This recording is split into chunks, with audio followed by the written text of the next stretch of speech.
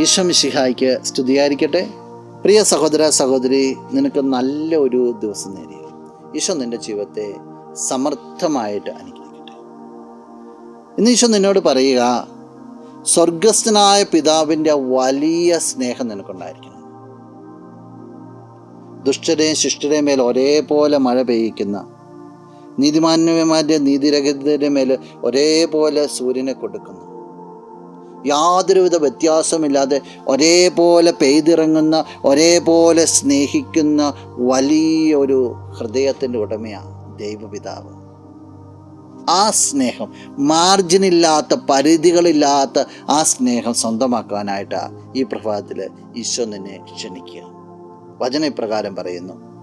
വിശുദ്ധ മത്തായി അറിയിച്ച സുവിശേഷം 5-ാം അധ്യായം 48-ാം തിരുവചനം.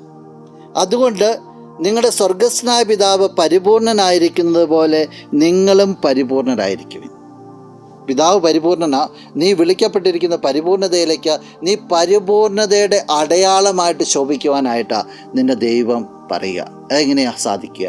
അതാണ് ഈ പെയ്തിറങ്ങുന്ന, മാർജിനുകളില്ലാതെ പെയ്തിറങ്ങുന്ന പ്രകാശം, പെയ്തിറങ്ങുന്ന മഴ. അത് നിൻ്റെ ജീവിതത്തിൽ സംഭവിക്കട്ടെ. നമുക്ക് പ്രാർത്ഥിക്കാം. കണ്ണുകളടച്ച് കരങ്ങൾ കൂപ്പും. നല്ലവനായ കർത്താവേ, നിന്നെ അങ്ങ് സ്തുതിക്കുന്നു, ആരാധിക്കുന്നു, മഹത്വപ്പെടുത്തുന്നു. നിന്റെ നിറസാന്നിധ്യത്തെ നന്ദിയോടുകൂടി ഓർക്കുകയാണ്. ഈ വ്യക്തി നിന്റെ നാമത്തിൽ അനുഗ്രഹിക്കപ്പെട്ടെ എന്ന് പ്രാർത്ഥിക്കുന്നു.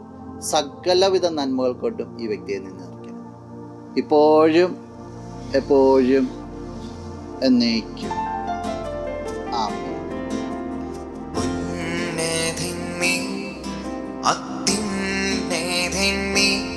അങ്ങേപ്പോലൊരു ദൈവമില്ല,